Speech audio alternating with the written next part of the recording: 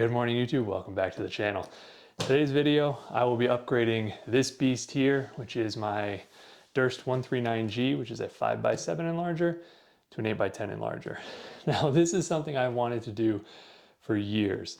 I have been looking for the 8x10 head for this enlarger. I've only seen one in the entire United States over the past few years, and it was in California. And I was recently planning a trip to drive out there to get it, and the seller increased the price. And I decided between gas and everything else, it just wasn't worth it. Then I found Klaus Lundsgaard, and I'm probably saying that incorrectly. I'll put the name in the description. He lives in Denmark and he makes kits for this enlarger and several others that convert it to an 8x10. And for a very reasonable price, he includes the adapter, the light source, and the negative carrier. So I'm very excited. I'll be honest, I know next to nothing about this. My grandmother always said, Jimmy, the time to buy it is when you see it. I saw this, I liked it, I bought it, I know nothing about it. So today what we will do is I will unbox it, show you the components, get it installed on the enlarger, and see what it looks like with the light source. And I'll throw a negative in there and we can go ahead and get it tested.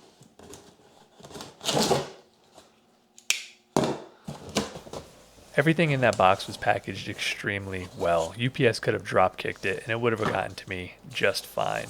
The one thing I will say is that a few screws had come loose in shipment, which makes sense because it was in the mail for a few days. So I did go through and tighten everything down, and I'll probably go through later and just apply some Loctite to make sure they don't back out in the future. Other than that, I wouldn't recommend opening this package in your darkroom because it's filled with crushed styrofoam and it got everywhere.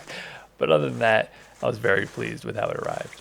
Okay, so I've got all the pieces unpacked here, and I had to wait a couple of days so that I can order a piece. What I didn't realize, because I did zero research when I purchased this, is that it comes without a plug. And this makes sense. He sends these all over the world. Everybody has different plugs. So it comes with a cord off of the light source, and it has 3 wires. Now, the green and yellow is going to be our ground, and then the other 2 either can be positive or neutral. It doesn't matter. So what I decided to do is I was going to originally just take an extension cord, cut it off, and splice it in. But I thought what I might actually do is get a plug adapter. So what's going to end up happening is I'm going to have the male plug hanging like this, and then I'll attach an extension cord to it and plug it in. The reason I prefer this is that if I take this off and store it, it's a small wire still. And then additionally, if I decide to swap the heads or anything like that, it's just easy to unplug and move on rather than having random spliced wires hanging midway. I thought it might look a little sloppy. So that's the other part of it. So what I'm going to do is I'm just going to connect the wires in here. And when I'm connecting these, I like to make a little curve and then make sure that the direction is going in the rotation that I'm tightening. And then you can see that we're going all the way around the screw and it's nice and tight. It's not going to go anywhere. So now I'll just connect the other 2.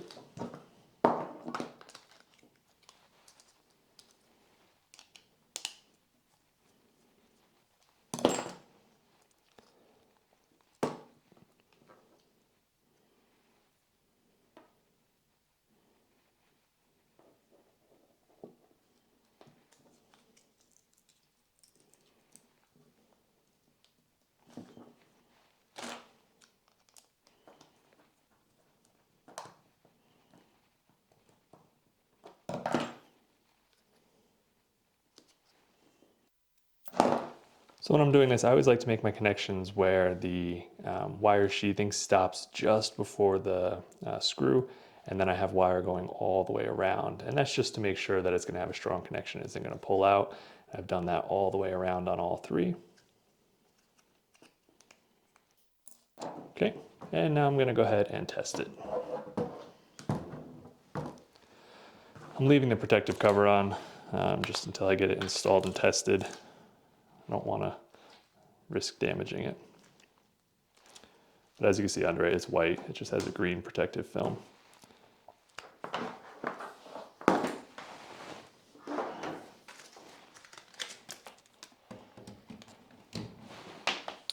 Damn. It's pretty bright. Looks good. It works. No flickering. It's completely silent, which is pretty amazing.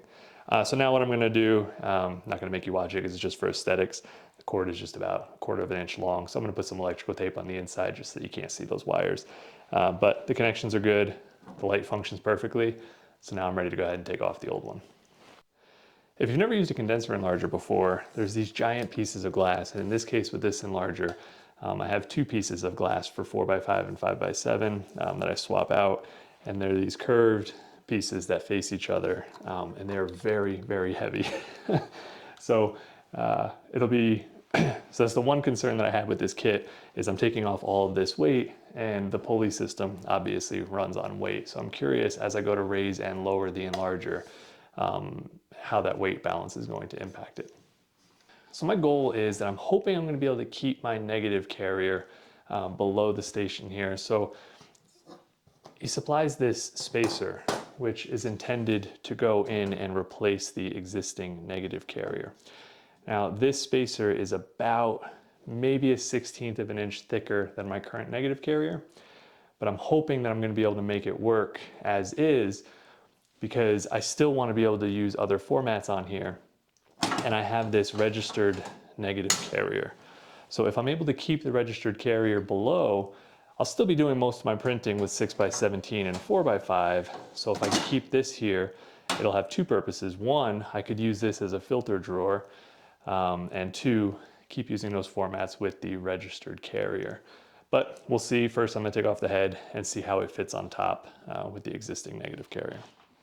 All that holds on the head are 4 Phillips screws that are located on the bottom of the head.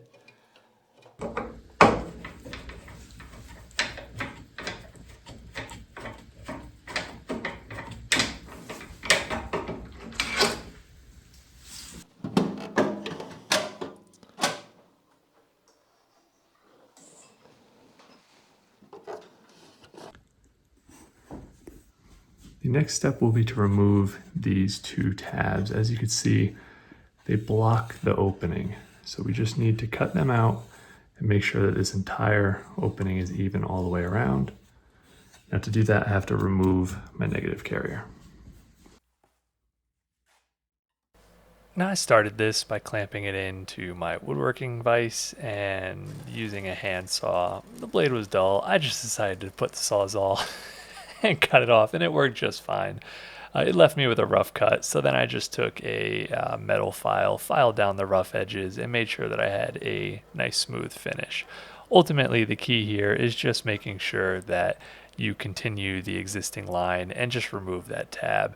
How you do it, you could use any hand tool, power tool, whatever it is. Just make sure you're able to do it safely, and you end up with a nice clean cut.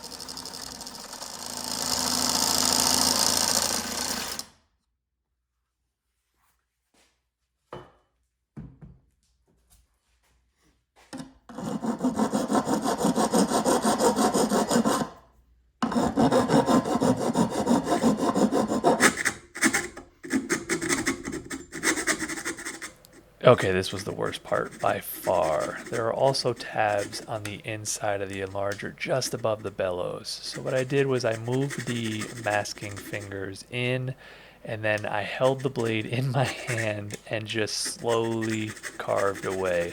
I basically felt like a prisoner that was trying to escape by digging through a wall with a spork. This took me forever. I went very, very slowly, making sure that I wasn't nicking the bellows, or at least I thought. I did end up in a couple of places putting a small pinhole where the bellows met the metal just below. Now, I don't know if these pinholes were already there because I didn't really come close, and maybe I just never noticed that these holes were there. Either way, after I finally removed these tabs, I had to go through with some gaffer tape and just cover the inside where the bellows met the enlarger to make sure there would be no light leaks.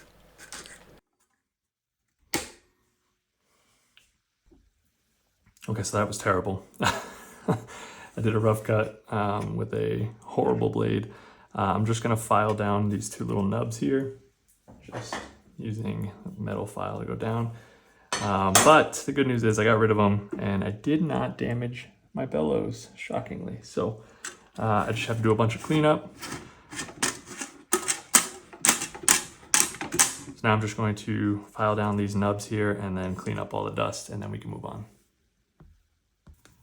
I'm also taking this opportunity just to grease these because I've never done it. And I never have this open, so this seems like a good time.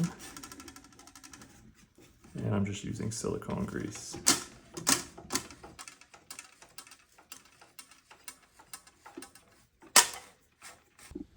So I just wanted to show you that after we finish grinding those down, you can see here are our masks. And as we bring them in, where they stop lines up with the material now. So that's how we know that we're not going to be obstructing anything. The masks are what blocks rather than the material of the enlarger. And that's the case on both sides, so we should be good. So as I mentioned, this enlarger head is meant to work with the Nega 138, which is the negative carrier this comes with, and I wanted to keep using my pin registered carrier. So you can see that the steel mount here is hitting where my negative carrier goes. So I had two options. One was to abandon using that negative carrier. The other was to cut through this thick steel. I'm a hard-headed moron, so I attempted to cut through the steel. Now, I am not a metal worker by any means, so this was way harder than I had anticipated. I should have learned how hard it was just trimming down those little edges, but cutting through this, I'm guessing it's a 1/4 inch thick steel, if not 3/8, it took quite a while. So what I ended up doing was just marking the thickness of my negative carrier, taking it to the garage, and I went through 4 saw blades, which were all metal cutting blades, but obviously not intended for this thick steel. Okay, so after cutting my notch out, I went ahead and applied like 4 or 5 coats of black spray paint, and then I did a final coat with an oil rub bronze just to kind of make it match the existing unit a little bit more. And this looks a lot cleaner to me. I've put some gaffer tape around the edges here. There was this tiny sliver that I'm sure once I attach the screws it'll suck it down. This way I have this layer of tape just to make sure there's not going to be any light leaks. It's just 4 screws that secure this to the mounting plate, and I will say the mounting plate is so heavy that it completely offset the removed weight from the condensers. Now, Klaus does use a paint pen to mark the screws so that when I was reattaching them, it was very easy just to align and make sure they're not protruding through the housing.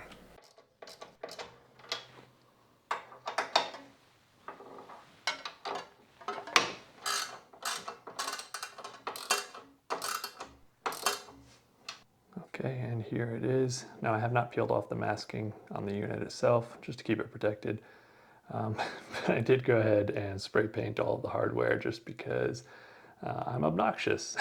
I know nobody's gonna care, but I care. So it's still wet, but I'll probably touch it up with 1 more coat. But so I ended up putting it the opposite way I started. Originally, I was gonna put the nuts on top with the washers because that's really probably how it should be.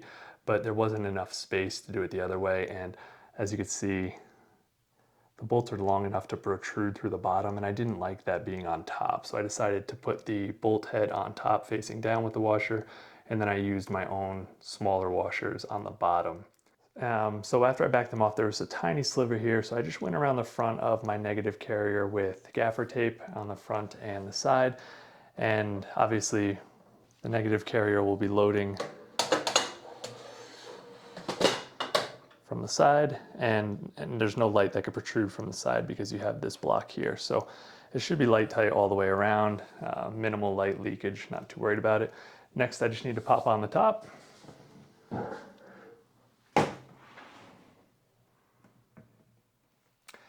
And then I went all the way around, making sure that these were at a length. First, to make sure they all align.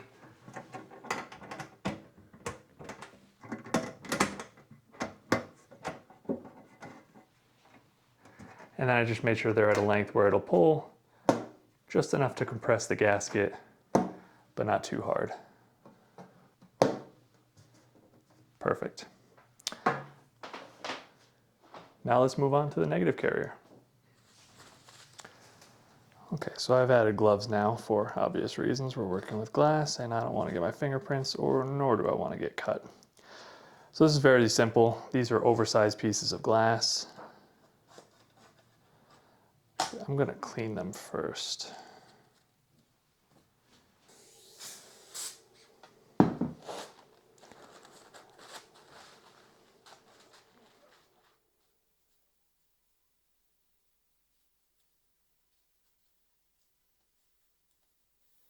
I'm also going to clean the perimeter of the frame just to make sure it's nice and clean, there's no dust. And then I'm just going to put a small bit of glue in each corner.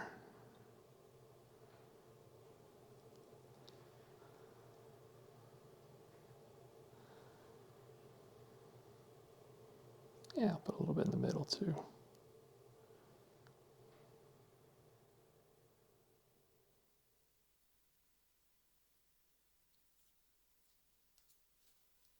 Now I'm going to take the side I just cleaned.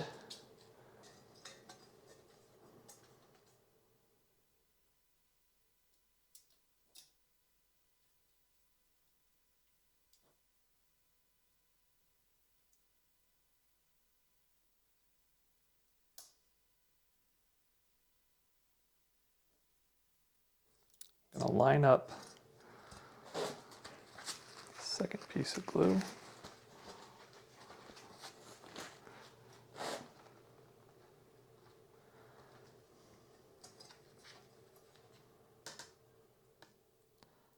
Once I have my two pieces of glass perfectly aligned,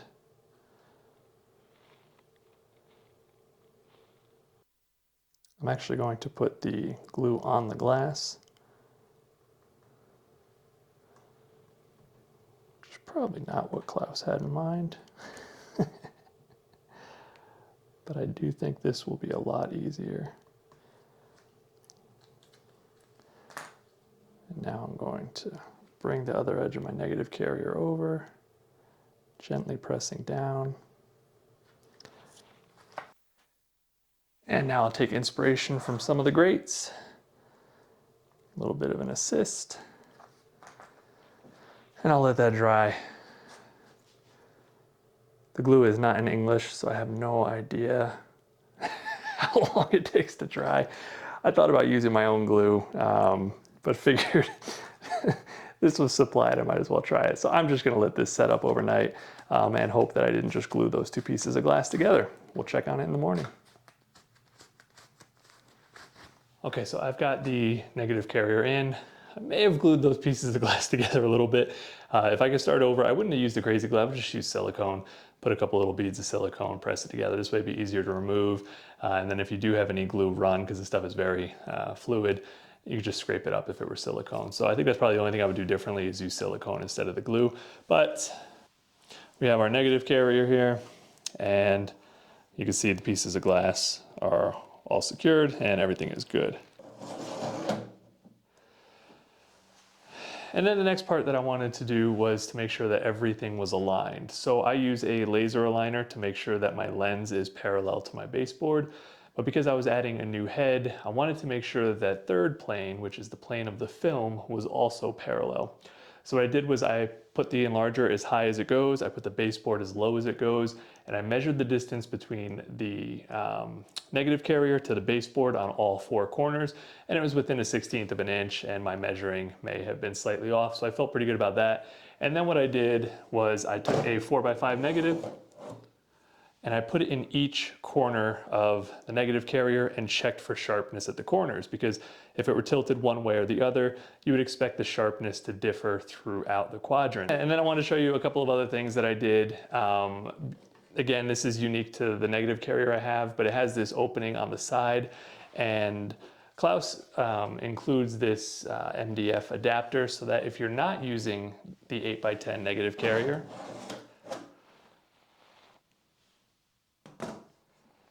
and I wanted to instead use my 4x5 or 5x7,